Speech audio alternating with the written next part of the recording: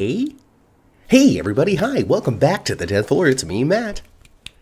Hi guys, this is Kat. Get on out of that waiting room, folks. Climb on into the elevator. It's time to go all the way up to the 10th floor. Getting Hit the button, cozy. guys. Hit the Hit the button. button. Hit the button. Getting cozy. Shoulder to shoulder. Shoulder to shoulder. There's a lot of us here already. Hi. Hey, pack on in, Matt, Carolyn, Michelle. Hi. Kaiwan, Jeannie, Udak, Kita, Jenna, come on in. Come on in. Squeeze on in. Going up to the 10th floor. I keep on saying they're gonna have to fix that right size elevator. I know, there's not, I mean, otherwise we're going to have to start going up in two groups. Exactly. Come on in, folks. Come on. The pool is not open yet. Give it a couple more weeks, and then we can hang out in the Metro Court. But for now, we're enjoying springtime in Oscar's Meadow. Oh, yeah, that's true, huh? There you go. Yeah, you know what? That pool set will be up in no time. In no time. And you know that they use it for a good 16 weeks. Yeah, They they have pool do. opening, they have pool closing, they have pool They do. events, they have pool stunts, and they have an excuse for all of our male actors on General Hospital to not be wearing shirts. That's true. That's what they do. That, We're going to talk about General Hospital. we are. We're That's going what to we talk do. about General That's what we do Hospital. in this hour here on the 10th floor. Subscribe, Yes, like. That's how YouTube knows that you enjoy yourself here. Is if you participate in the chat, if you leave a super chat donation, if you like the video, if you subscribe to the channel, if you share it with your friends. That's how YouTube knows. That's how YouTube knows we're doing a good job. Not a bad job. that's how they know. Involvement, please. Hey, Michelle. How's it going? Before we get into the show, though, they have the GH Fan Club event, the thing we're very excited about. We've been talking about it for weeks here on the channel. We even have a special independent video on how to get your tickets. Well, yeah, Hump that down on the yeah, channel. This we is the do. General Hospital Fan Club event 2026. We are going to be attending live the We kickoff, do. the main event. We're going to see which little ones we end up actually getting tickets to. I I didn't. I still have not purchased any solo or duo. Um, We got a couple of weeks. we got yeah, yeah. You got time. We got The time. only bad thing is that the longer the delay, the further back in the room you're going to be. But also at the same time, we've been there. We have. We've been there. We haven't. It hasn't been at that. It wasn't at that hotel last year, but I'm sure it's not going to be all that different. I don't, since there's no overlap of the single and the duo events. There's no Hmm. doubt in my mind that they're just not going to be using the main convention hall. Exactly. So they're going to be there on that gigantic stage, just the two of them. The lights are going Hmm. to be low. It's going to feel intimate. But It it's a will. big And space, and there's you really, remember, unless you're in the way back corner, which we wouldn't be because 10,000 people aren't going to buy tickets to one of these things. right? Unless they do. Unless they do. But you know that, do you remember, Matt? There's several rooms in the same building that the main event is in. That is You know, true. the They had little side the rooms as well, convention, like the the, green the room and convention such. was the big room, the big room. But they had lots of small rooms in that building as well. Yeah. Well, listen, I don't know then. Yeah. Do you remember that room we went into where we had our picture taken with Laura Wright, Mo, Yeah. and Yeah. Cynthia? The photo room The photo room. with That the room big was pretty COVID big. shield. That room was pretty big actually. It's true. It's true. I did forget about the other little side rooms. I mean, listen, I don't know. I really don't know. I don't see why they wouldn't just use the big space. Yeah. But whatever. Who cares? Who cares? Uh, I don't care. I'm just going to go there and I'm going to have a great time. I don't care what room it's in. Me either. Don't stink in there. It doesn't matter. Um, um, but I wanted to tell you guys there is an added duo. We won't go through all of them again, I don't think. Watch But last week's video and the week before that. yeah, but there is a new duo that's been added this week since we were on last Sunday, and that is Bradford and Carolyn, as we know as Spinelli and Diane. Yes. Yes. That will be on Friday. So added a Friday, Bradford Anderson and Carolyn Hennessy, friends of Hmm. Jason, friends of the mafia. Exactly. Yeah. No, it's a pairing I didn't expect to be booked at the GH Fan Club event, but also one that doesn't not make sense. I mean, it makes sense. This is what I envisioned to happen there. Okay, with the two of them, I think the two of them will do a little song together. Oh, probably a little jazzy number. Yes, Yes. both of them have experience and talent in that area. Yeah, yeah, and if it wasn't for Chris McKenna being booked with Laura Wright that same weekend, he Hmm. probably would be hanging out with Bradford Anderson. Probably, I think who they had him with last year. They had him, I don't know if they had him necessarily with Bradford last year, but they definitely got on well at last year's event, and then I think they carried through to Graceland where they did a little song. Okay, okay, yeah. UDAC wants to know, at the Fan Club event, do they allow time for reshoots if you blink? UDAC, they take your phone and those wonderful, amazing volunteers or paid volunteers, I don't know if they make any money off of this, are Hmm. there snip, snapping away. You're going to get 15 shots. Yes, they do. They do. So Yeah, basically, it's not. they hold it up and they're just like boom, boom, boom, boom, boom, boom, boom, boom, boom, boom. Here you go. Yep, take your phone and just snap me, snap, snap, snap, and hand it back to you. Yep. What you need to do is keep your eyes wide open. Just get the pose on really early, so you get those first great three pictures, and then after that you can start jabbing and talking. Hmm. Hmm. The mistake that I tried to make was trying to smile and talk at the same time, and it Uh-huh. was a couple of awkward pictures because it just my mouth was weird.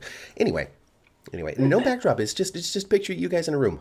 If you were to just like Google convention fan photos and keep your safe search on, I guess you'll find a swath of just the style of picture that you can imagine. It's you guys in a convention room in a hotel, standing in front of their table or behind their table.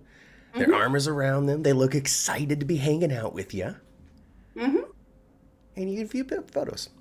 So it's not like there's a line with a backdrop or anything like that. There's no professional setup with a tripod. It's sincerely you hand your phone over to somebody and they take a couple of pictures of you hanging out with the actor next to their table. Yep, And it's that's what great. you do. And it's so That's what fun. you do. And it's so And fun. you just try to get as much conversation in as you can. Yeah, and You really, know? I cannot think of a time that we were rushed by anybody to move it on along, nor can I think of a time I overheard somebody else telling another person to hurry up and move it on along. Hmm. I think that the actors have enough experience at things like this, or they're gaining the experience at things like this, to know how to have their quick 2 minute conversation and know how to like wrap it up too, so the person feels attended to, but also the end. Don't ask me anything else. Yeah, yeah, yes, yeah. The fine balance of not feeling dismissed. Right, but also at the same time, the conversation comes to a natural wrap up. Hmm. So like it's great. It's great because you don't feel rushed. You feel like you get your time, but you also are a human being in a group setting, understanding that the other human beings around you are trying to have the same experience that you're having. And so unless you're just a total a-hole, and I know that you're not, you have your little thing. You ask your question, you get your answer, you have your little reaction, and you move on because you're aware. Hmm. You're Hmm. aware. So Hmm. And we always, we try our best to come up with something, some kind of question or some kind of interaction that's going to, grab their attention a little bit. yeah, yeah. So totally, when you're standing in line, just think about the thing that you want to say. Don't be starstruck. They're there to hang out with you. They're not there to think about you and judge you. They're there to meet you, give you a high Uh-huh. five, and thank you for watching the show and being a fan. And the truth be told, these folks don't have to go to this thing. They want to go. Yeah, I'm sure they get like a buck, but yes, they. Well, But sure. you don't say no to something you want to do unless you have to. This genre of soap operas, they know that we're inviting them into our lives Yeah, a couple yeah. hundred times a year. Jeannie says, I hope we can stand next to them and not have to lean over the table. I hate that. And that is very actor dependent. Yep. There's some of them that want you shoulder to shoulder, buddy right up, arm over arm, slung over. Hey, buddy, yeah. The whole finger point photo that people like to do. Yep.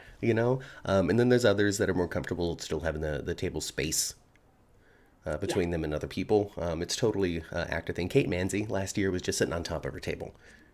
So, Was. I guess somewhere in the middle ground. Yep. She was very relaxed. Hello, Bob Barry. Bob Barry's here, and James Lott Jr. Welcome to Oscars Meadow, James. Hey, James!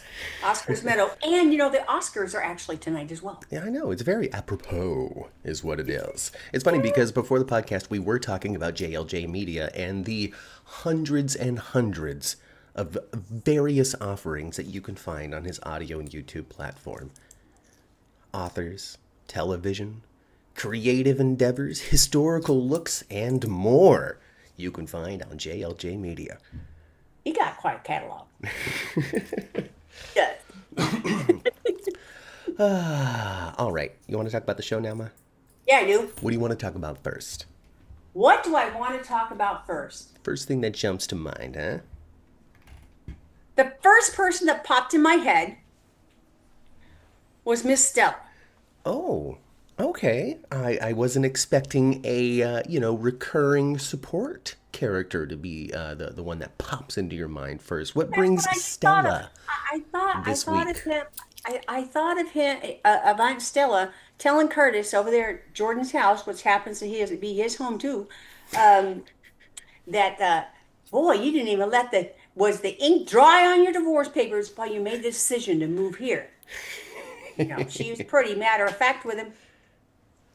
And then what did she see before she took off? I believe she saw that pregnancy test. Oh, listen, that pregnancy test is the worst kept hidden object in Jordan's history. Yeah, I would never think that she was a cop or the chief of police, given how she just kind of stuck that thing at the top of her purse for anybody to find. She don't even have it. She don't even have it. The purse is like a hobo bag. It's just like, a snap closure, so it kind of looks open all the time.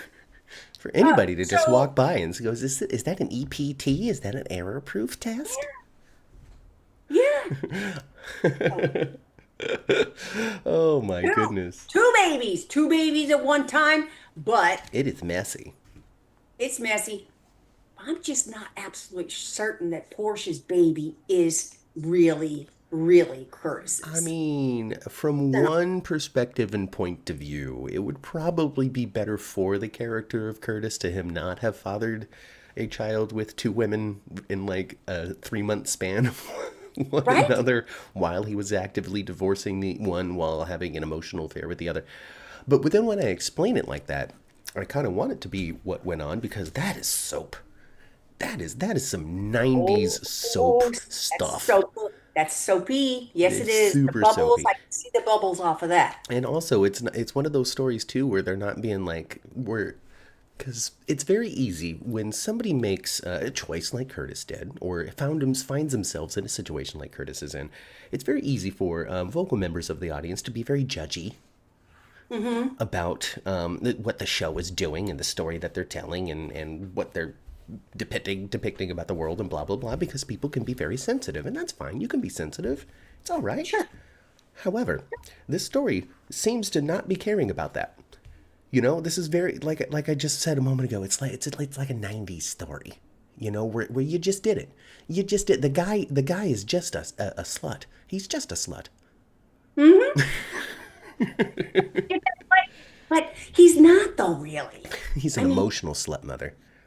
Yeah, maybe, and maybe maybe he doesn't think about things in the heat of the moment. He likes the act of falling in love and settling in with a woman, but once he's settled, he's like, how can I do this again with somebody I just did this with? Yeah. Why did I ever divorce her to begin with? Why did I ever divorce? Because she lied about her career as a cop? I've been a fool. Yeah, he kind of was. Well, he was. And I think that's been the emotional crux of their reunion, is Curtis recognizing and understanding that he very much acted rashly years ago. Because after he got with Portia and forgave all her stuff, and then she started with stuff again. And when he got with Portia and all her things started happening, he started grading on a curve. That's what happened. He's like, well, in comparison. Exactly. Matt Kreider says that Curtis is a ping pong ball, and it's true. It's less a ping pong ball and more just pong. Boop. Yeah. Boop. Boop. Boop.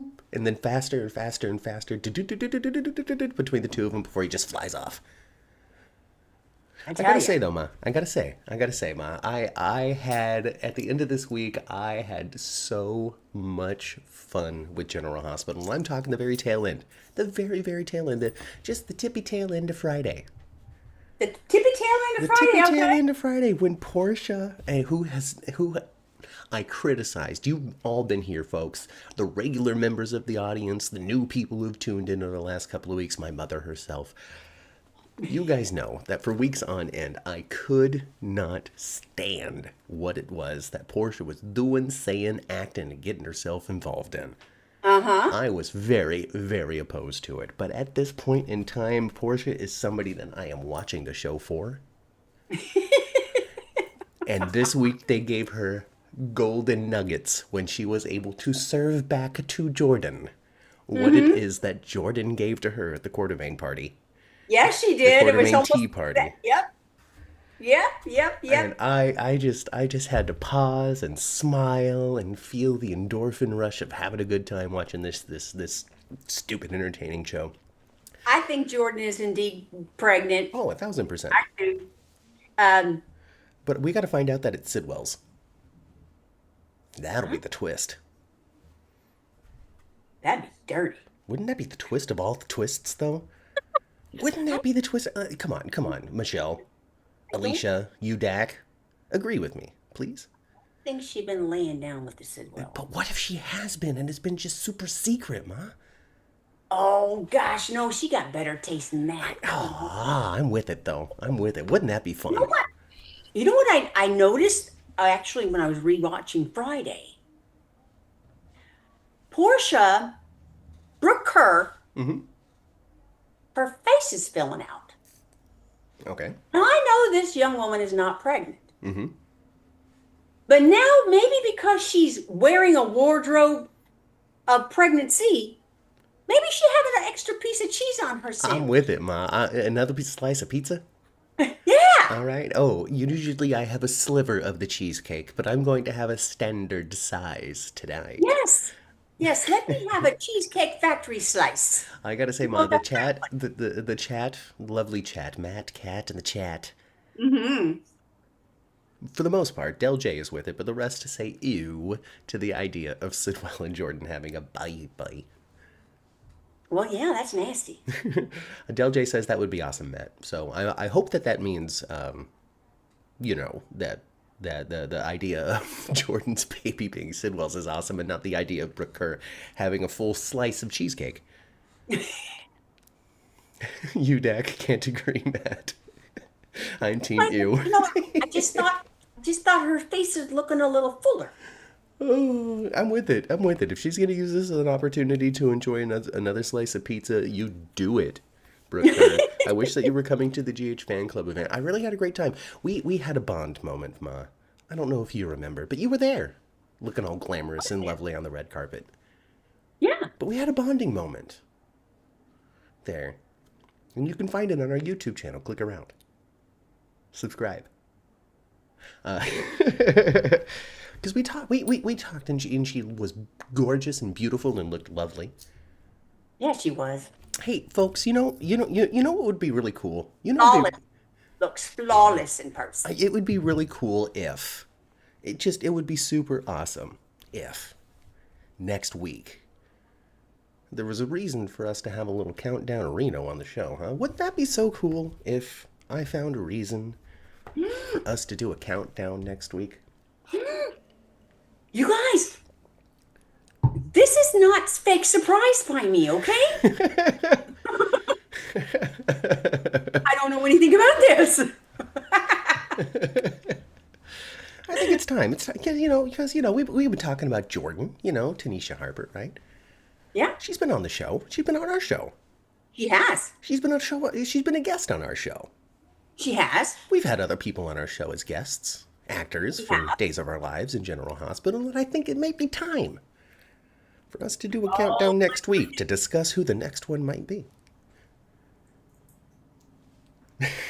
I'm all for it.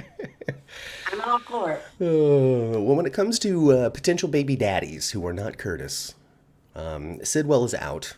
Chat doesn't like that. Chat doesn't like Brick. No. Michelle wants to know who? Well, Michelle, wise as an owl as you are, you're going to have to wait just like everybody else. I promise that it'll be worth it, though. So, another thing that just popped to my brain. Yes. When is Steve Bradford's last date on air? Oh, gosh, I don't know. It's got to be like Tuesday, right? Like they went from like, I'm hanging out to let's do my will to Britt and I are leaving tomorrow. Right. Like this thing has been on. It's like, it's as if Steve Burton had a meeting with Frank Valentini at the time that they were writing and shooting this stuff and said, I need to take a break. Please figure out how to let me go in the next 2 weeks. And then they did. And then the writer's room started cussing and working. Yes. And then Kelly Tebow gets a text and starts to cry.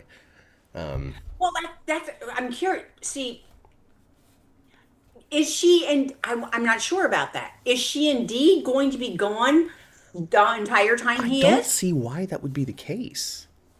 Wouldn't it? It would seem to reason to me that they would leave together and then she returns before him. Right. I feel like they should leave together and then 2 weeks later she stumbles back into the hospital with a cut on her head saying somebody's grabbed Jason. Exactly. You know? Like they caught up to us. I barely wiggled out. You have to hide me in your attic, please, Carly. Yeah. Stick me up here with Valentin. He's been turned into patient 6. He's patient 18. We're that far in. Matt Kreider says late March, so maybe we'll get another week or two. But then also, they also said that Burton may have filmed a little ditty or here and there to sprinkle through his absence. But I think he's already been gone from set for a month. Right. I'm just saying that if maybe Jason and Britt both filmed some stuff together, and Kelly Tebow's taking a little break of Reno too. Perhaps maybe she wants to rest. Yeah. She you know, and while Huntington's disease ravages her character. I don't know. I mean, obviously, I didn't expect her to go too. Is basically what I'm leading up. Yeah, me either. So I don't know. It's because people always want to read behind the scenes, right? They want to read between the lines and look behind the scenes and find some sort of drama that doesn't exist. Like, well, since Kelly Tebow's been so vocal about how much she loves Steve Burton and wants the relationship, but Steve Burton doesn't seem to be too in it.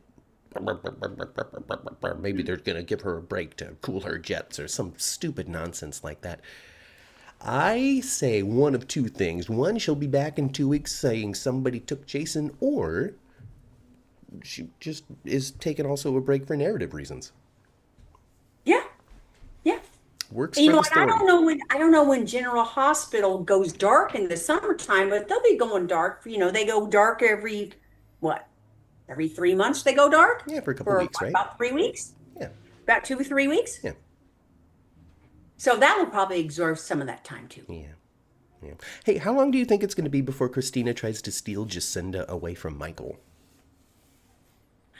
You know what?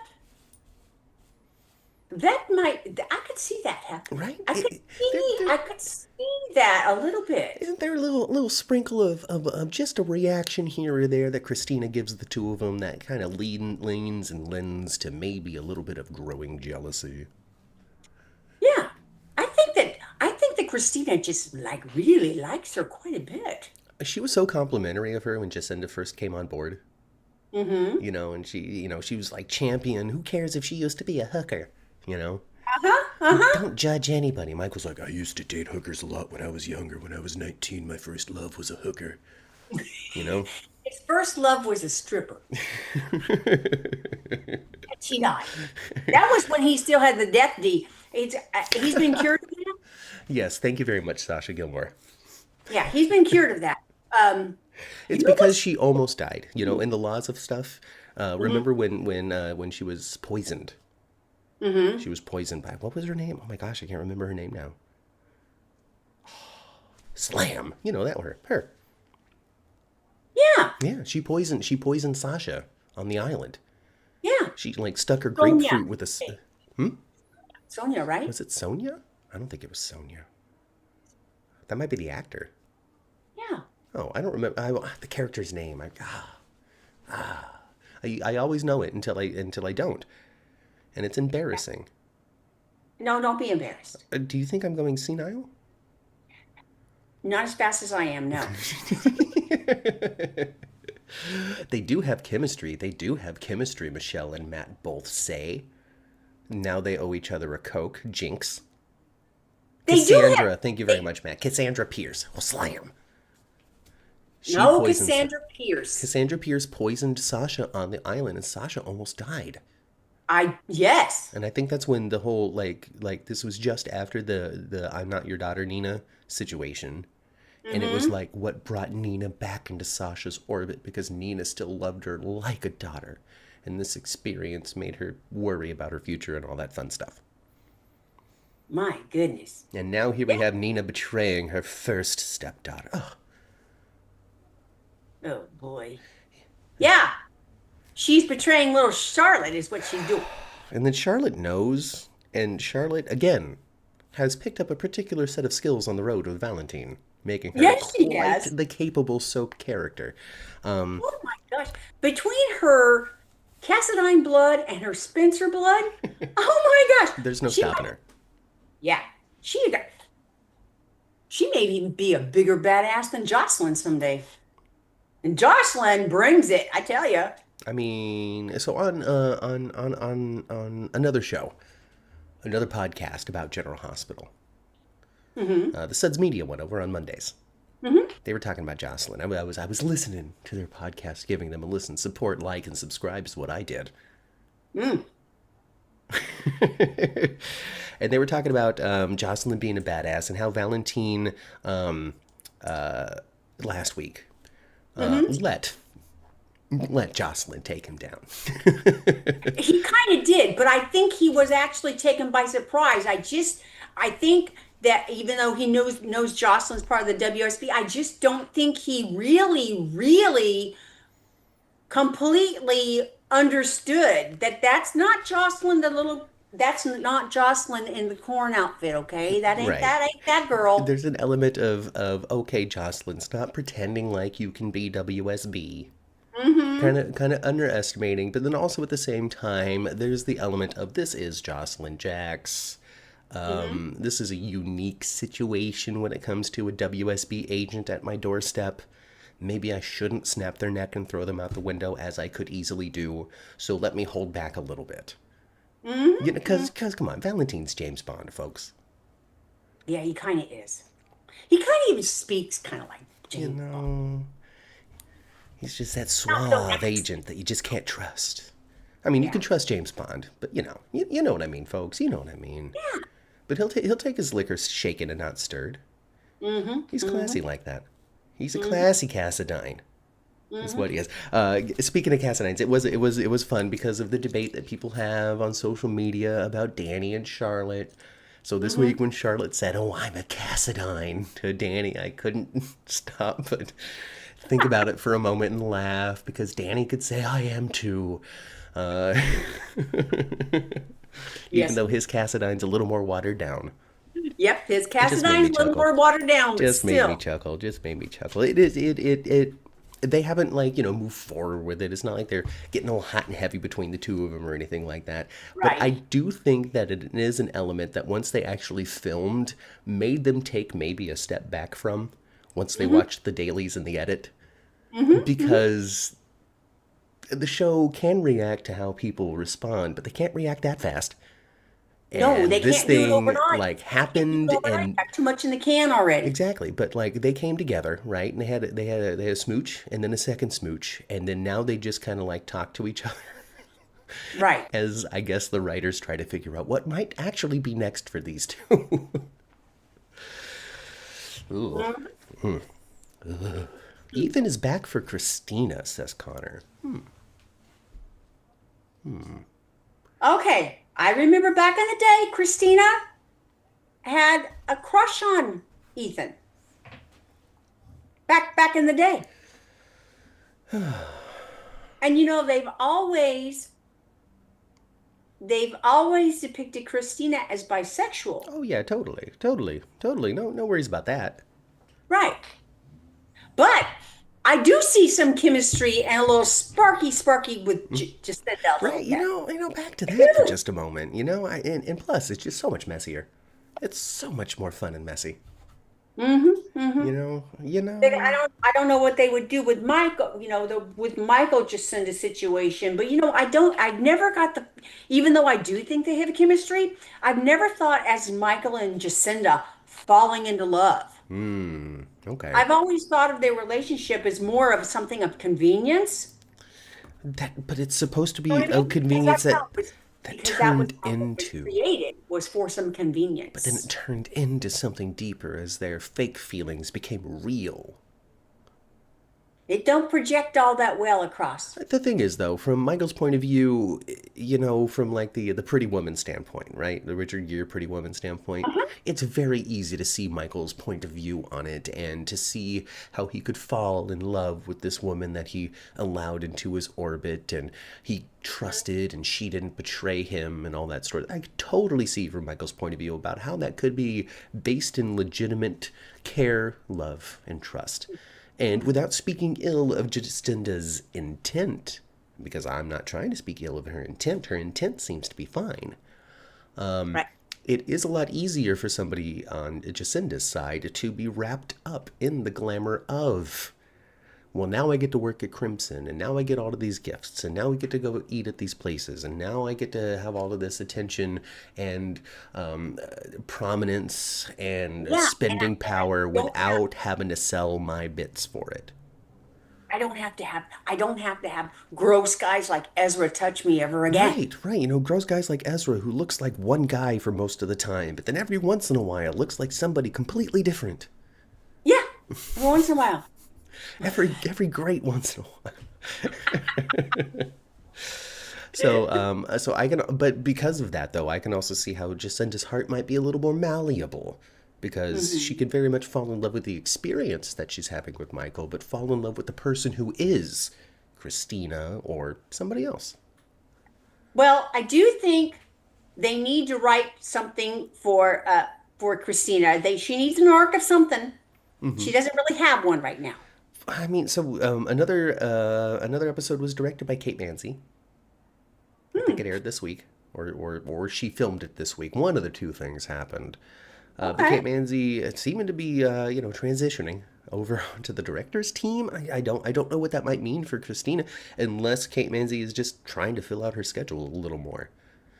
Maybe, But or it's not. what they could do is Kate could be on the director's staff, and they could just recast Christina if they really wanted to. So I don't know what that means about Kate Mansi. Maybe there's an opportunity for us to ask at the GH fan club event, because even though she doesn't have her own little independent thing, Nope. that don't mean that she's not going to be there for the kickoff or the main event. Yeah, because she was there last year. She sure was. So, speaking of that, though, of the list of names that we have provided here on the 10th Floor podcast for that event, that's not just the only people who are going to be there. No, they do it surprise style. It's just the issue is we can't tell you who else is going to be there because they don't tell us. Exactly. It would be nice, though, GH fan club organizers. I know you're listening because you probably actually are, and that's not a joke. If you wanted to let us know a name or two for us to tease, we'll do that. We'll do that. That's up to you. Matt Kreider says that her show airs tomorrow, so I guess tomorrow is the Kate Mansi hour. Oh, okay. Good. So, I don't know if that's any sort of indication or signal as to what may or may not be going on when it comes to Christina. I'm going to try to pay attention to the credits and see if, directed by. Yeah, totally. Because it's really easy to not read those credits. They're invisible to you sometimes, And plus, we've been watching GH for so long. We've been watching TVs for so long, those opening credits are really easy to ignore. We Exactly. So very you don't trained even see them. ourselves. Yeah. Yeah. Written by, executive producer, that sort of stuff. All that stuff. Phew. Mm. Goodness. But, if I was a writer or an executive producer or a camera operator, I'd probably read those credits a lot more. It's like, hey, that's my friend. I know that guy. We work together. So, Matt, how long is it going to take for Brooklyn to just ask for that baby? Another week or two. They gotta name the baby first. Yeah. And, they did find I don't know what's going to happen with this, of course, but they did find a couple of pieces of suitcase Yes, the that they think. clues are going to be put together as to who Yes. this Delilah was. Yes. Delilah Gonna be a Quartermain. That's going to be a whole thing. This is going to be an arc with more than one arc in it. There's going to be an arc in there for Brooklyn. Mm-hmm. Mm-hmm. Mm-hmm. And then there's going to be an arc for whoever this person was and what she was affiliated with, And because who she is she's connected to. something. I like last week. I speculated that it potentially could be connected to the Bobby story. I still like that idea. I still like the idea of it being connected that way, because then I you can think so. you can add Justinda into it because she's tangentially related to that sort of lifestyle, which easily hooks Michael in. And who is Michael to Bobby but her beautiful, gorgeous nephew? Yep. So I think it works. I think it easily works if they were to tie it into whatever it is that Bobby was up to. Bobby, Michael's grandma. Grandma, you're right. I don't know relations. Grandma, grandson, nephew. Bobby and Monica, her It's because grandma. Bobby was just always so young, Mother. She just looked like Carly's sister and never like her mother. Especially in the beginning. Carly Especially first. in the beginning. Oh yeah, for sure. Maybe not so much at the end, but in the beginning, oh, totally. Yeah. Totally. Oh, goodness, Jackie Seaman. Ah, what a talent. Yep. Which is why, look how good I'm feeling. Just remembering her, which is why I kind of want them to, do something with it. Do something I more. think it's perfect. I think Make it it's a perfect. sequel. Let's because do it. She was working on that kind of stuff when she passed away. Right, she was trying to liberate some women from She some was trying sort to of liberate ring. some women. She was trying to get women out of sex working. She was trying to stop any kind of trafficking that was going on. Yeah. She was advocating for women. She was doing a Spencer thing. She was. She absolutely was. So, I think Delilah's baby is Nathan, says Michelle. Well, that definitely would tie the whole story close to home. You know what? There was another big old clue on that Nathan crud this week. Was it the fact that he couldn't hit no baseball? Yeah. A big.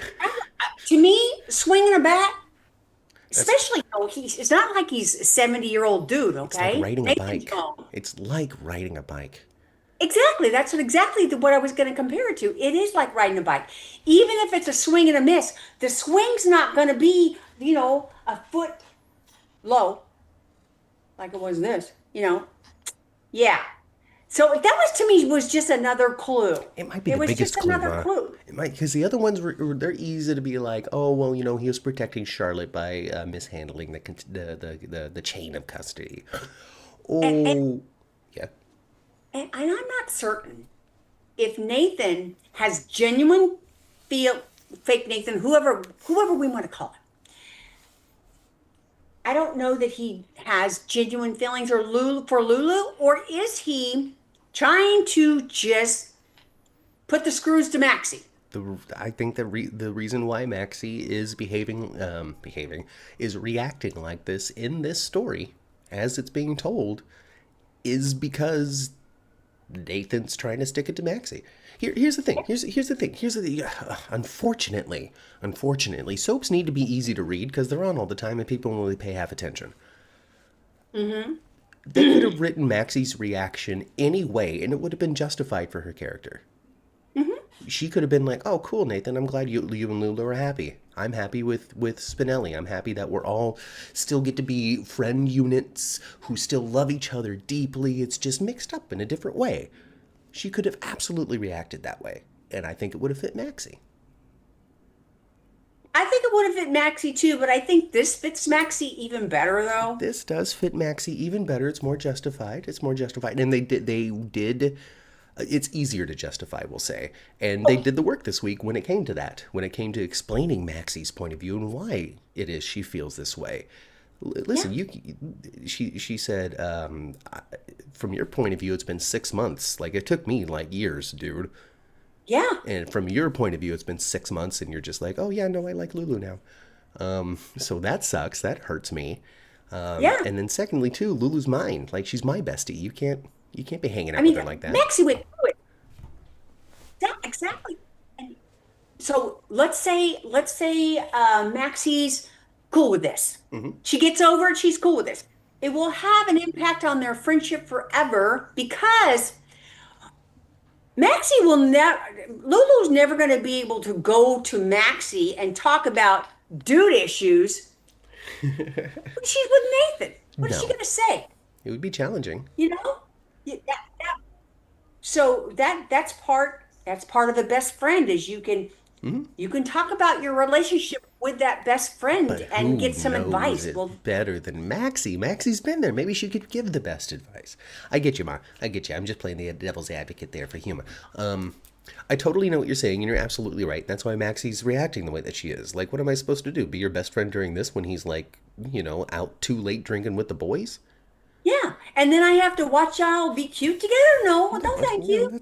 Even if that's I am with Spinelli and I want to stay with Spinelli and Spinelli is my choice, that doesn't mean I want to love you, want to see you guys getting all cute. especially because, and as she explained to Nathan, Lulu is it's her close friend, it's her close ally, it's her person, and if Yeah. if she lets her go to Nathan to a degree, then it's not. But if you don't let me have him, I'm going to be resentful.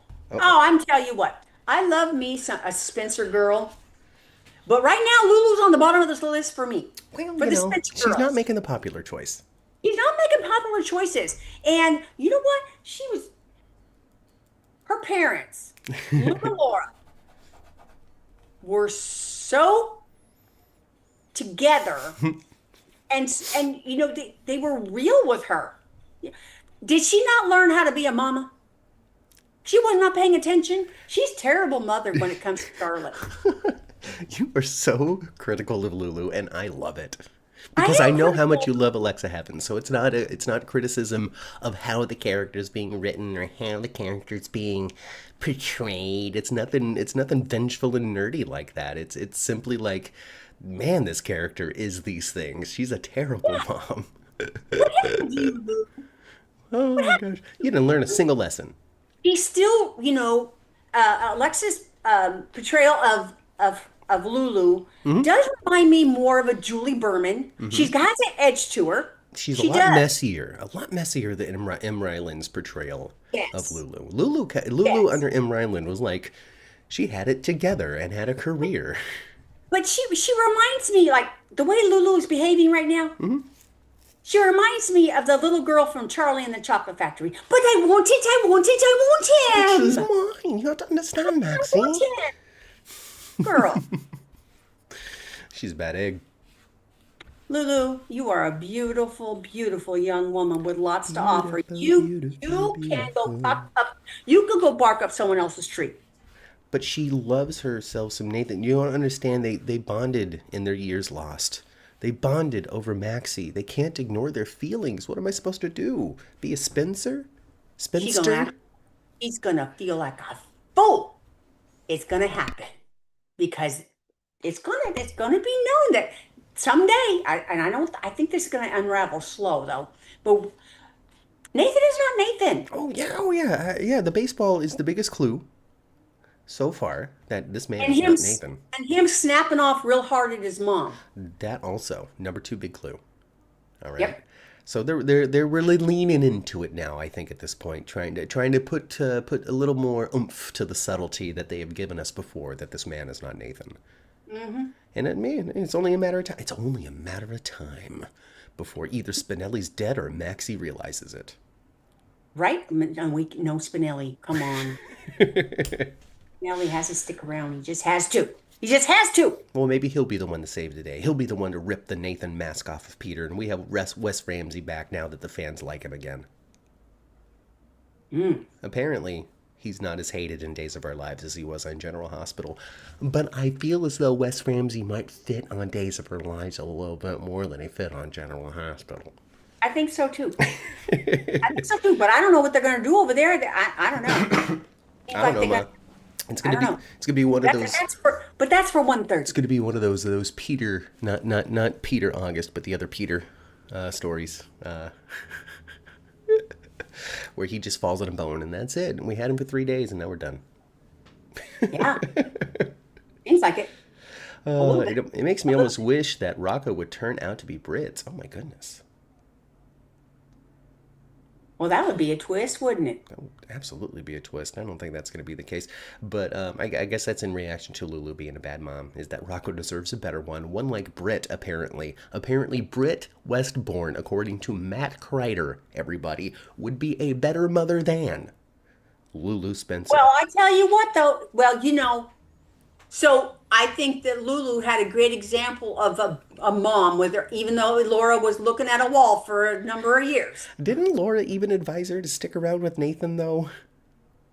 Yeah, I think she did. I think she did. Sometimes you just have to follow your heart, darling. People didn't like the idea of me with your father. My point being, though, so, you can have a very wonderful example of a mother and not be a good one yourself. And you can have a poor example of a mom and be a good one yourself. They don't always tie together. And I think that Melinda has really struck the nail on the head when it comes to this comment. Lulu will feel like a fool when she feels like sorry, I can't read. I have new glasses and I cannot read. They're actually better glasses. I see better through them, even though the prescription didn't change. I think that the pupil point in these lenses are just more aligned with where my eyeballs actually are, so they just work better. Anyway. Oh, that's good. Melinda says, Lulu will feel like a fool when she finds out that it's not Nathan.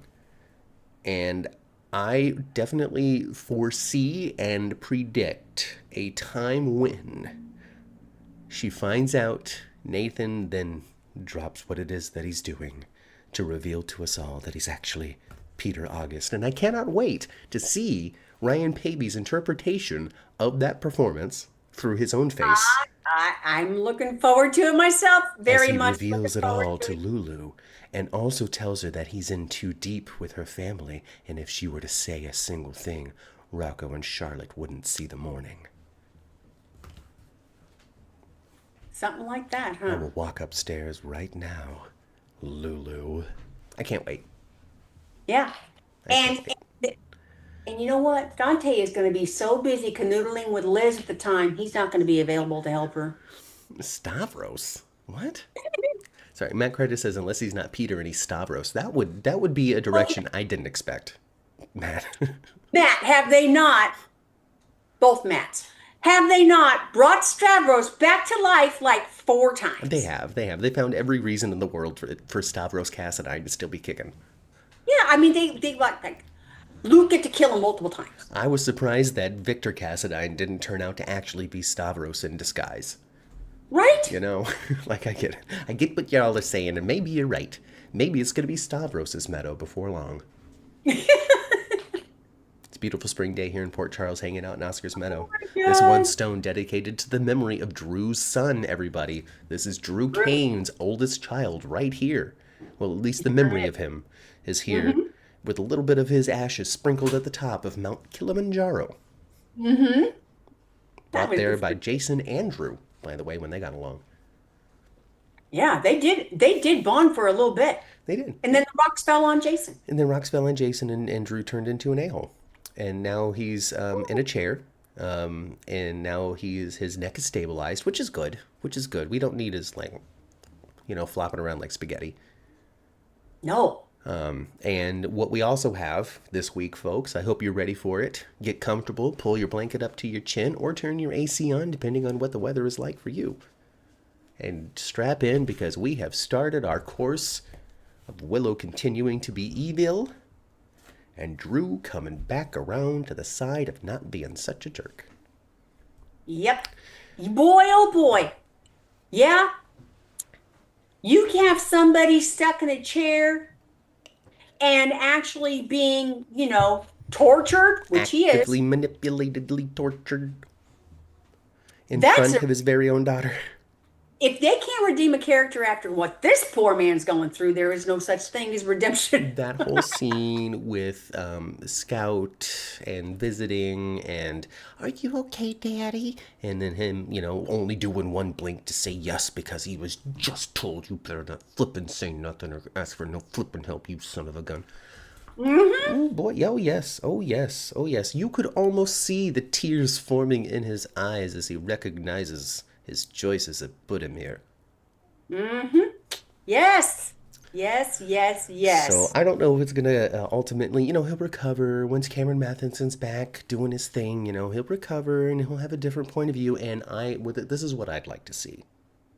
I would like to see Cameron Matheson solo dolo for a moment doing a monologue in the crypt to Monica's slot, Uh-huh. having a tear-filled apologetic thingamabob, a come Hmm. to Monica moment, if you Yeah. will. And then who's standing in the doorway having listened to it the whole time with her own tears in her eyes, ready to accept him back into the house with a big hug? Tracy? Tracy Quartermain, because now she's going to have to be like that. She still uses the Monica excuse, but we all Yes. know she's doing it because she wants to. And I'm Hmm. not even doing the fantasy thing. I'm talking about current day stories. She's there. She is leaned into the matriarch role of Quartermain. Top tier wisdom wise Lady Quartermain is what she Yeah. is. And top tier wisdom wise Lady Quartermain. What is wrong with me? Anyway. Anyway, she's the tippy top Q. Hmm. And she still says it's because Monica would want this. Hmm. But we all know she's dispensing the wisdom because she wants to. Yes. Yes. Yes. I've loved what they've done with Tracy, where they've softened Tracy, but they still have made her, she's still got a crusty shell.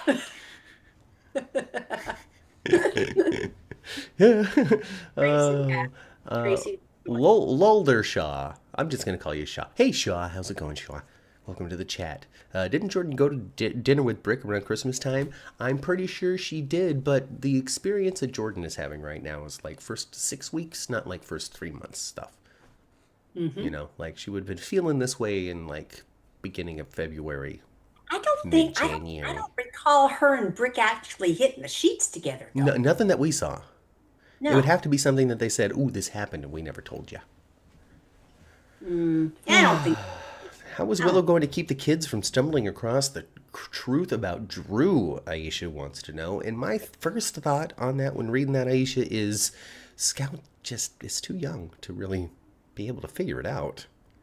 Anything that the doctors or nurse or staff or anything is doing to Drew, she's going to think, oh, they're helping my dad. She's got absolutely no reason at all or training of the real world to see or think something is wrong. And now Willow is stealing Scout back from Sidwell is Alexis stealing because back. Sidwell's making her do it. Oh my gosh.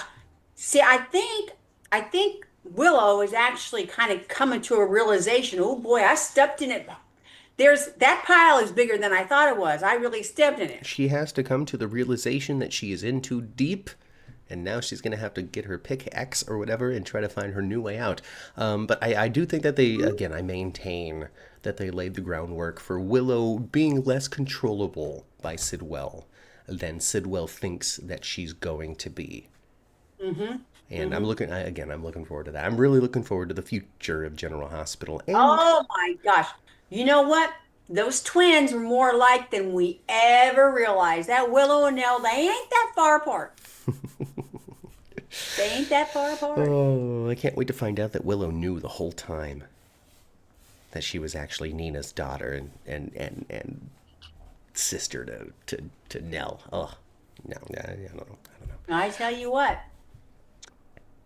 um, the Willow we're enjoying today is not the Willow from yesterday. Oh, absolutely not. Absolutely not. A definite big old change when it comes to Willow, and I liked it. I definitely take this. I take everything. The who shot Drew, the damsel in distress, the loving the guy, and the fighting for the kids, and all of that sort of stuff. I will take all of that over Willow in the bed ravaged with cancer.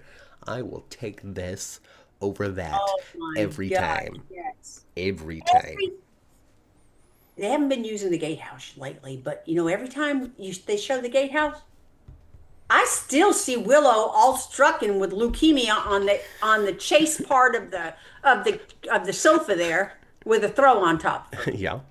I've been traumatized. You can't handle it. You can't But handle her recovery. whenever they show that scene, that set though with the couch there it is right there. Yeah, there's a throw that was using. It's right there in the back, hanging out next to the stairs. That's funny. It got too sunny. I had to come inside. And you guys, that's an actual picture of set. It is. It is. I had it up during one of our tours. Yep. Look at the carpet. Mm-hmm. Very standard American house carpet. Mm-hmm. That's the same set that when the first time we went over there. No, maybe it was it the I think first this time? was the second time.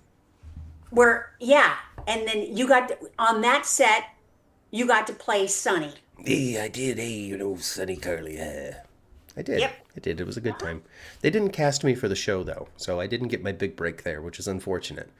I Because know. I did right in front of MK Weir. She could have called up Mark Teschner right then and there and been like, "Hey, man, I need you to find a role for this guy. I just discovered him on the set tour."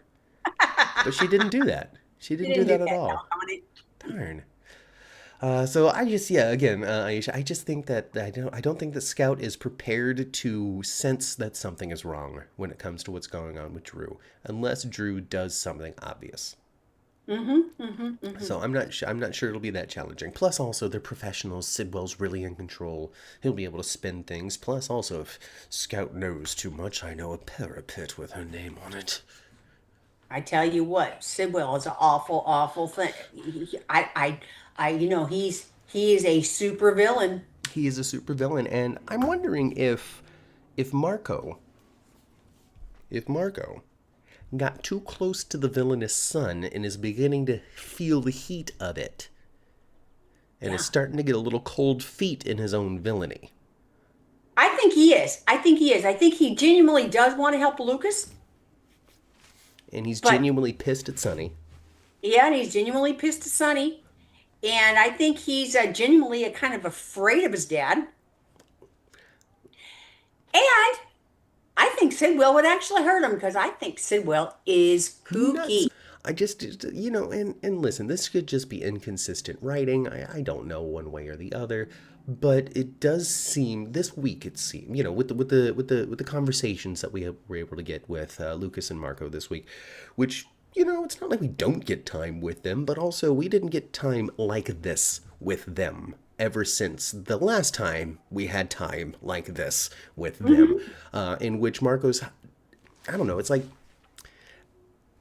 Lucas is getting to Marco, like he's convincing him to stop making these poor choices and actually help, and it's like Lucas is having an effect, a positive effect. And so maybe my early interpretation of Marco is totally too far gone, is wrong.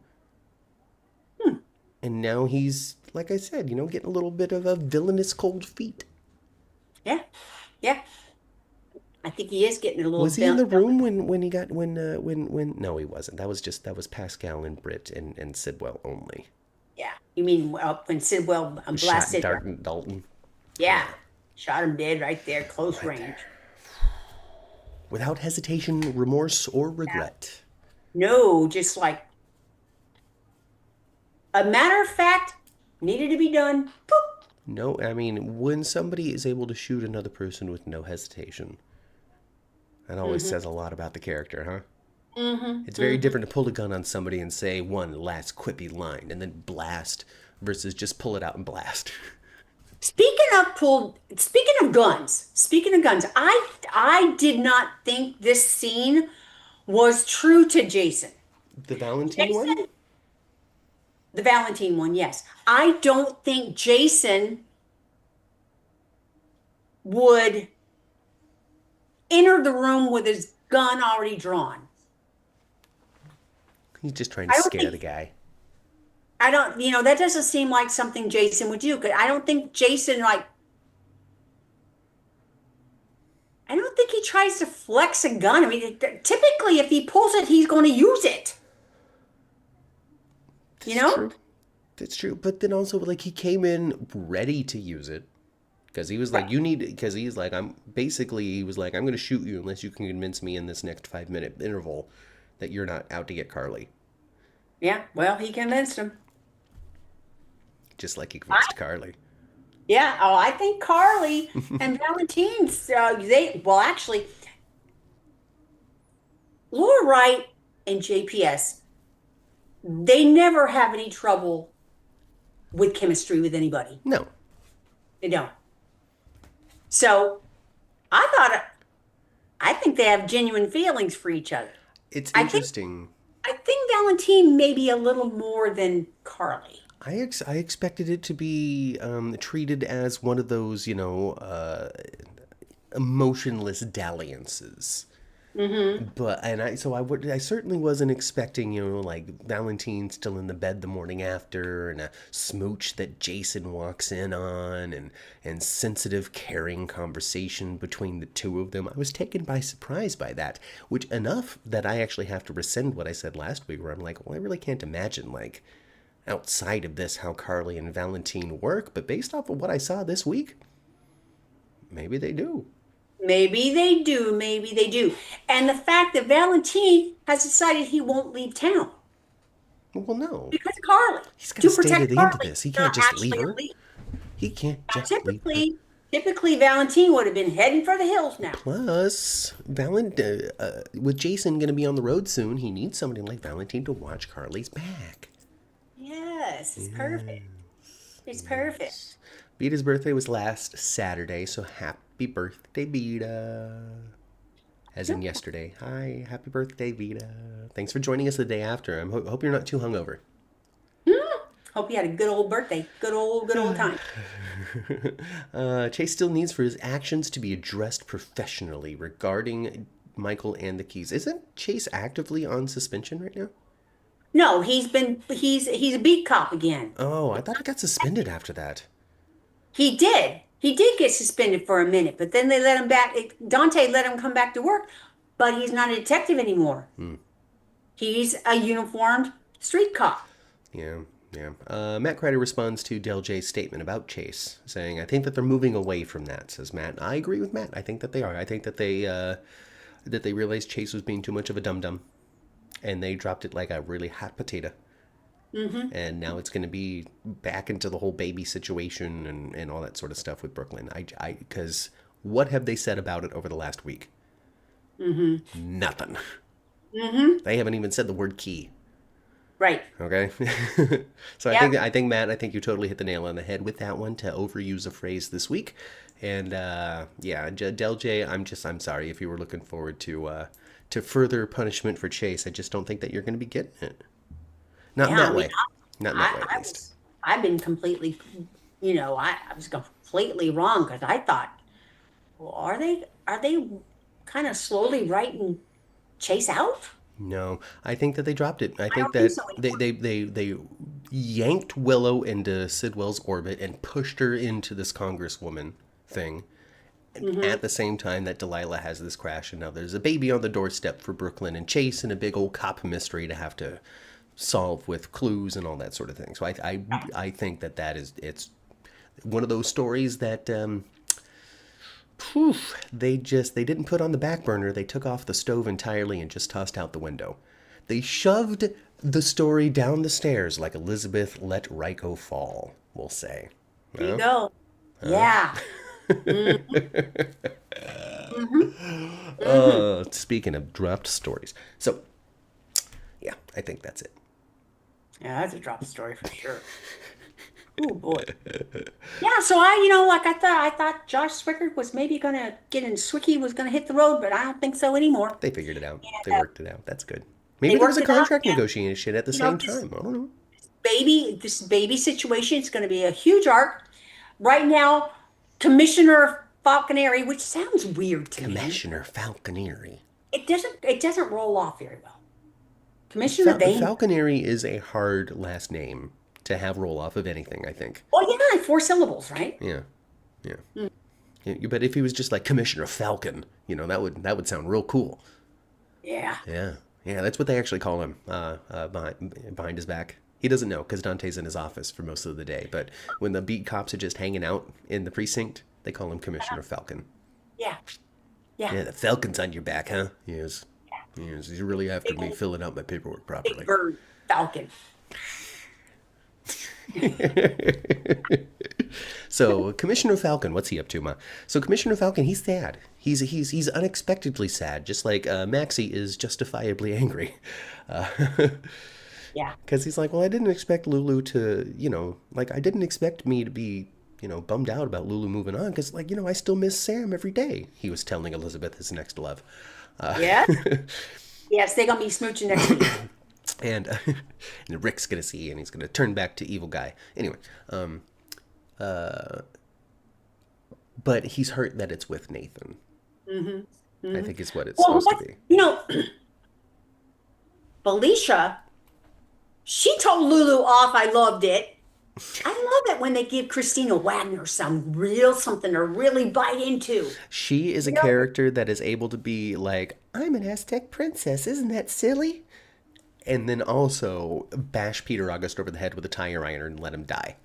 Yes. Then give Lulu a piece of her mind too. Mm-hmm. But then she kind of bitching about Lulu to Elizabeth.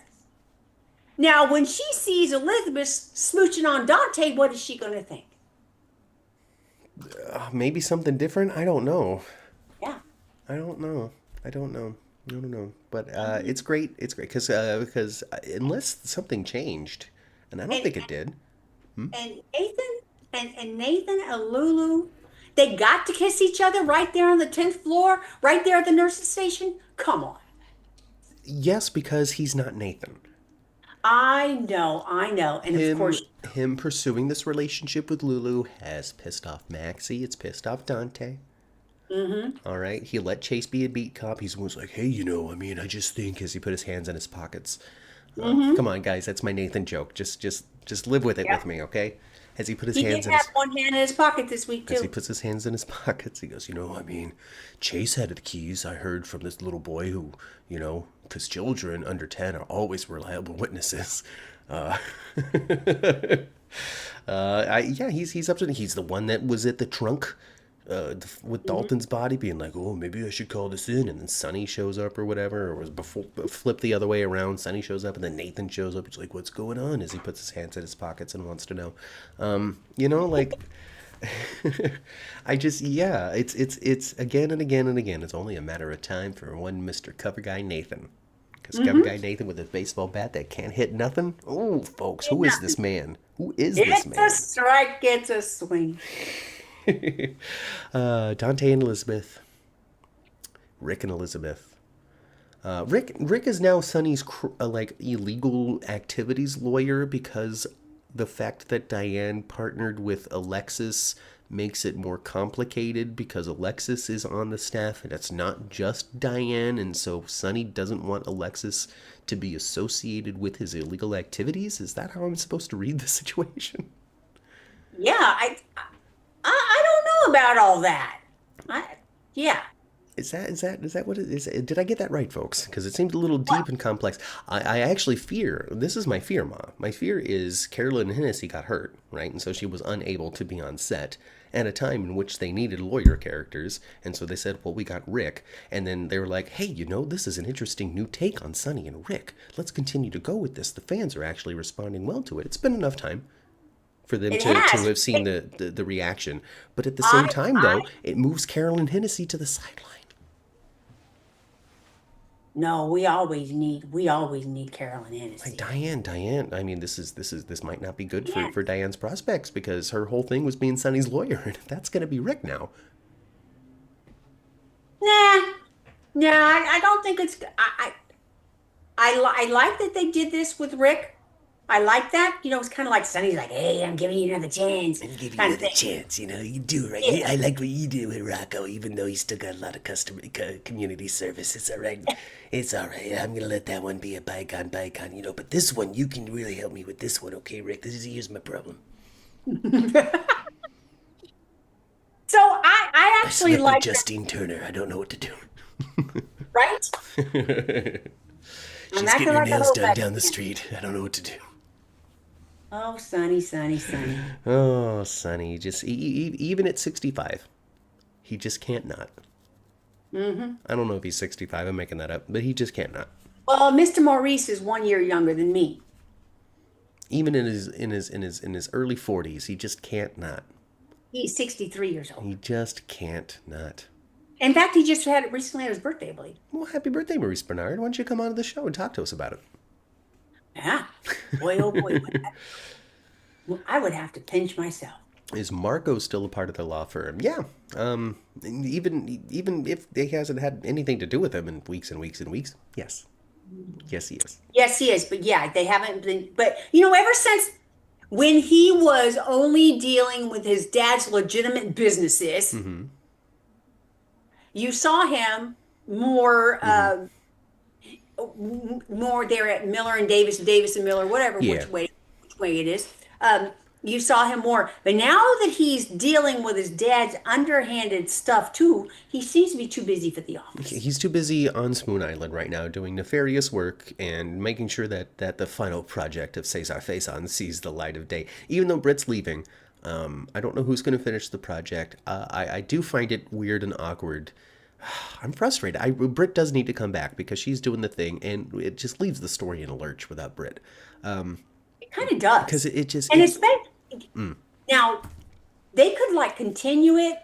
They could continue it to a certain degree, but I know that this is not going to happen because Kathleen's not going to be upset either. Yeah, and they can't also, pause it either. No, They've already paused it, waiting for Maxie to come back. They can't right. pause it again because Steve Burton's on the way out. It's not like they're going to be like, oh man, here was Pikeman the whole time. Let's bring back Pikeman for the time being to put this on hold, right? gosh. Like, what are they? I don't like it. Here's the thing though. Don't take the punch with that. This person that I expect to announce during next week's countdown. Subscribe and like so you can watch us next week.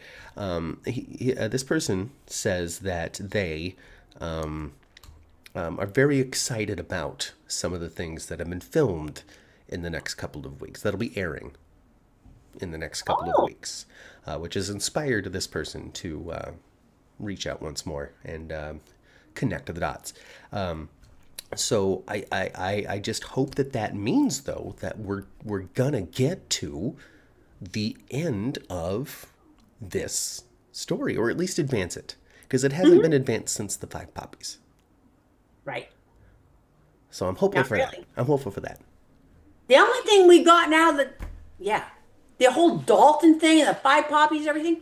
The only thing we've gotten out of it so far is Josslyn being WSB badass. Kung Fu And Barbie. two critters, dogs. Kung We got Fu dogs Barbie is out. what they call her, Ma. Kung Fu Barbie. Oh, really? Josslyn Jax. Yeah. And they keep on saying week after week that she's been buried so deep in the WSB records that nobody is ever going to know that she is an active agent for the WSB and has the ability to fight crime and arrest people. I maintain that this is going to make a very, very, very active vigilante Josslyn, who is her own WSB. Because, folks, Josslyn Jax has the resources to be her own WSB. She does. She could buy spy equipment off the black market easily. All right, on the Good. dark web. All she's got to do is log in on her dark web machine that she got from the WSB, and order herself a litany of supplies and spy gear. So, I honestly and truly, genuinely, outside of making a joke, expect this to be the Josslyn Jax story. I wouldn't be a bit surprised. And you got to remember as well, Josslyn's got so much, she got some really assertive people in her family tree, including her crazy ass uncle, Jerry Jacks. Can you imagine, Ma? Can you imagine, like Josslyn decides that she needs to take down Sidwell. And we can't use Cyrus for this because he's dead at the moment. But she needs somebody to help her climb into the criminal mind of somebody. And who better than Sebastian Roche as Jerry Jacks to come on in and help his little niece. It would be so fun, wouldn't it? That'd be fun. Michelle says the Kung Fu Barbie used to be Courtney. So now Josslyn is Kung Fu Barbie. Oh, I remember Courtney. Courtney was Sonny's little sister. Okay, and I guess she kicked butt. She was able to fight. She passed away. Right, but apparently before that, she was able to fight. Yeah. I'm with it. I'm with it. I'm good. I like a good fist fight on soap. As you do, Ma. You like soap violence. I enjoy a good fist fight on soap, so long as it's a good fist fight. Exactly. It can't be lame. Sometimes it's a hit and a miss on that. Sometimes it's lame and sometimes it's real sometimes their batting average ain't no better than Nathan's. Honestly though, it's like when they use a prop or a part of the set for the fight, it's way better. So what they need is a breakaway chair. Not somebody gets hit by it, but like somebody gets punched and they fall backwards into it, and then the chair breaks. All you need is one. All you need is one. And it really would like sell the intensity of the fight. Because think about it, all right? Cassandra Pierce, hair, boom, down to the table. Boom. Loved it. Good, all right? Bam. Right.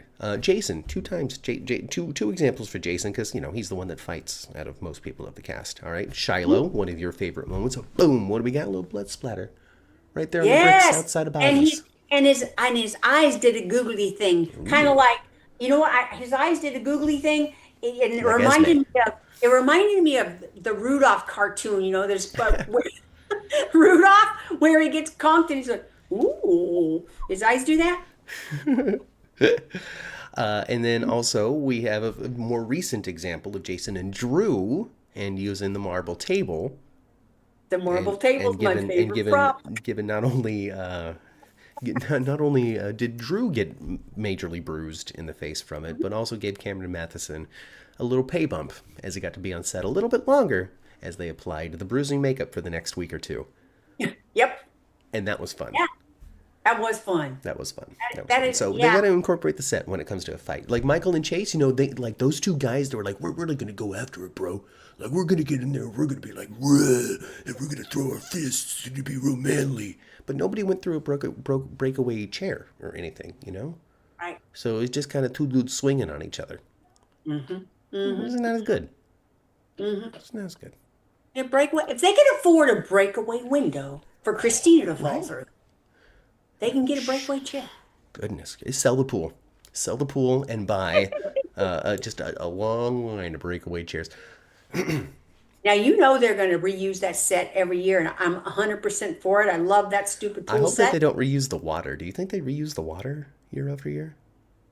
I don't think so. Okay, good. I don't think so, yeah. Because, a little Wiley Pete in there. Probably. They do heat that pool for the the folks there. When the ones that have to get in the water, they make it like a bath water. Yeah. They make it very comfortable. Oh yeah. Oh totally. But you could tell, that set, of course, it's a big set, but not as big as you might think. But it's a bigger set though, and they have to use it year after year because it's cool for one thing, and that thing was expensive. The thing about the pool set, I don't know what you're talking about when it's like it's not as big, but it's big, right? Like I've been on the set. I totally would know what you mean by that. It's not as big as if you were actually on a rooftop pool. Right. But when it comes down to it, if you sat on the lounger and looked to your left and looked to your right, it's not claustrophobic. No. You feel like you would have to take a few steps to get to the bar and a few steps to get to the exit and a few steps to get to the pool. Yes. So it's not big as in real life, but when you're on that set, you feel appropriate. You feel like it's an appropriate size for fake life, I guess. Yeah, and those Chase lounges are full size. They're not, Yeah. not And they're miniature quite furniture. And those, comfortable. They're not itchy at all. Anyway. no, they're cool. Oh, God. There you go. Oh. Alicia says that it would fry Joss's butt if Sunny saved her one day. Wouldn't it though? Wise old Wouldn't it though? Sunny.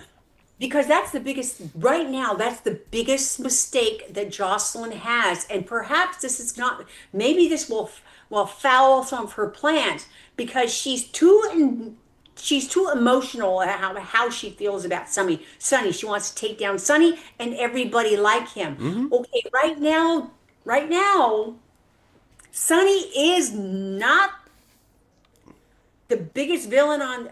You need to not pay attention to him. There's two other people you should be paying attention to. Sunny ain't up to nothing anymore. He doesn't even have Not ain't up dogs. to nothing. You better pay attention to Sidwell. You better pay attention to Cullum. Those two. All right, and you need allies. All right, you need allies in the name of Carly, Jason, Valentine, and Jack. Yeah, And Jack. yeah. Jack is not going to wind up with no Carly, that's for sure. But he might wind up not having to leave town. He might wind up being, yeah. I don't think he's going to have to leave town. For one thing, Mr. McKenna needs to stick around. He's very good. You're really enjoying his performance. Because here's the thing, like the story's been what it is. It's been fine. It's been fine. But what really has kept it going for me has been Chris McKenna, because I don't find the story to be particularly challenging to understand or particularly deep or particularly surprising, other than Valentine and Carly finally hitting the sheets. But the surprise was how long it took for me, because like people were talking about it early on with Carly and Valentine, but here we are, like 3 months later and it finally happens. I kind of had like given up that thought process. He's been stuck up in that attic for a while. Yeah. Valentine's been up there for a while. And so I moved I away call him, from I know thinking some of you guys might remember this book from V.C. Andrews from years and years ago, Flowers in the Attic. He's been stuck up there like flowers in the attic. Oh, big time. He needs to make Yeah, he has. He needs to make a key out of the soap bar. That's what she needs to do.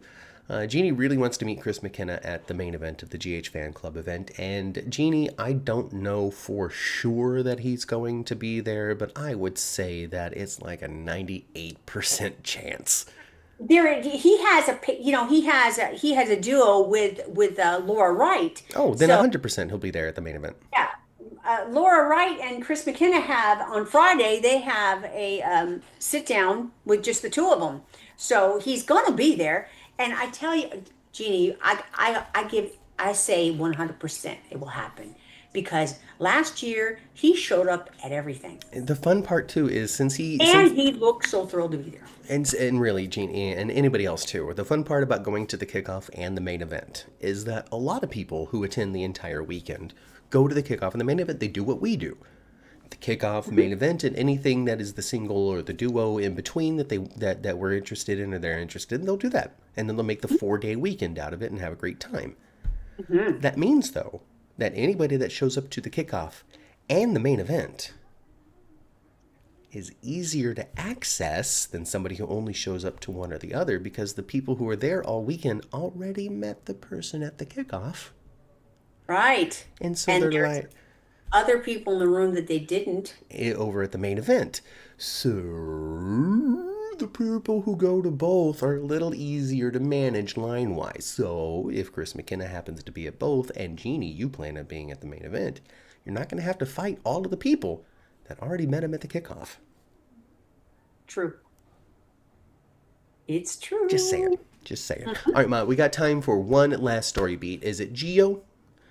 Is it... We talked about so much already. Is it Kai? Is it Trina? Is it... What is it? Really, the only thing that we haven't talked about is Gio. So I guess that's it. Gio. Gio is going to be playing that violin in no time. He might have a pit stop at a guitar first. What I don't want to see is yet another...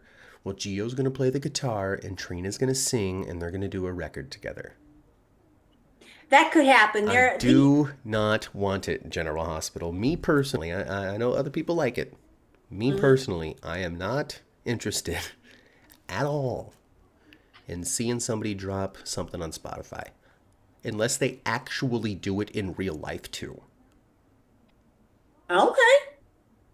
I'm just going to say that. If they put a song actually out there on iTunes and Spotify, and it's enjoyable and it's good, and I want to listen to it in the car on my way to work, I might actually be more invested in what's going on in the show. But if it's just, oh, we're popular, oh, look at our sales, it's like running the Crimson magazine. Circulation's up, look at us being great. I don't see that. That has no impact on nothing. I don't care. So same thing with people pursuing musical fame on my soap opera. I don't necessarily want to see it. Well, I do think that the chance of seeing Gio and Trina there at Charlie's Pub performing is good. I don't dislike the revamped Charlie's. I miss the biker bar flair that was the original Charlie's, but that fit with Julian so much more than it fits with Christina. Christina's more upscale modern bar. Yes. Open mic. Is it really a bar? Is it actually a coffee shop? Okay. All right. Yeah. It's a pub, man. I understand, but pubs are bars. They're bar restaurants. It's a bar restaurant, yes. Bar restaurant, right? Bar restaurant. And I was kind of surprised that they recreated Charlie's. I was kind of, because they never gave us any indication of that. But however, at the same time, though, they didn't have Christina really doing anything. Mm-hmm. No, totally. Yeah, she needs a set to hang out in. Yep. And what General Hospital does well is they sell Port Charles as a real city. They talk about the Noodle Buddha, and then they go to the Surf Shack, and then they have their little coffee in the corner coffee shop, and then they go hang out in the Metro Court. I mean, a lot of these are eateries and that sort of stuff, but Port Charles is more than just Horton Town Square and the inside of Brady's Pub. Yes. And the inn, which is all of Salem. So General Hospital does a good job at that. Matt Kreider says, to be fair, regarding music, William Lipton is doing that. Yes, Matt. William Lipton is doing that really successfully, too. He's not only does he have the band, but he's also got a show, a one-season show on Amazon that did okay. It wasn't like a teenage smash hit or anything. It didn't hit, like Emmy-level status, but it's on and people watched it, and so can you. Yeah. People didn't hate it. Mm-hmm. Maybe we'll even talk about it someday on the podcast. I don't know. Maybe. But William Lipton is doing that. Mm-hmm. Cameron is not. Right. Right. So that's just how I feel about it. And here's the thing, though. Like Giovanni Mazza, he's a very talented musician. Oh my goodness, yes. I really enjoy his violin playing. I really enjoy the guitar playing that he was doing. He's very, very talented in that realm. I like it that it's an aspect of his character. I don't like the storyline being I'm after musical fame. That's all. Yeah, I actually really enjoy the scenes between Gio and Sonny. Sonny is just the most sensitive, old, wise grandpa that you never thought you would have seen in 1997, right? Right. Oh my gosh, yes. Oh my gosh, yes. Like when he was hanging out. Sonny has evolved over the years, but at the same time, he's basically stayed the same too. Like he's a little hoodlum still. If you took a picture of Sonny Corinthos now, and say with Justine, just because she's the current squeeze, right? Mm-hmm. Take a picture of him with Justine right now, and then take a picture of him with Brenda. One of those sexy shots on the beach back when ABC had a budget for such things. Yeah, like back in the 90s. Back in the 90s, right? If you were to put those two pictures together side by side, you would never expect the Sonny that's with Justine to even exist. That's true. That's true. I know it's impossible to put on the goggles of what is this character going to be like in 20 years back in 1997, because soaps as a genre are always getting like to new heights of longevity, it's been on for so long and nothing's ever been like this is our first time having to experience a character that's been on the show for 50 years. We don't have anything to compare that to. All that aside, you never would expect in a million 90s Sonny is so different than wise old sweet grandpa with the fuzzy butt dog. Like Fizz the dog. Fizz the dog. they've taken the teeth out of Sunny, and that's not a bad thing. And Right. I guarantee you, and we know it, we all know it, chat, mom, everybody knows it. This was driven by Maurice Bernard. Yes. The last thing that we really saw character do, like really violent, was when he hung Dex up. Remember Yeah. when he hung Dex up? Yep, and then he outsourced the torture to Ms. Wu. Yeah. All he did was hang Dex up for I Yeah. don't know, for an excuse to have Evan Hofer like this for a few days. Yeah. I don't think.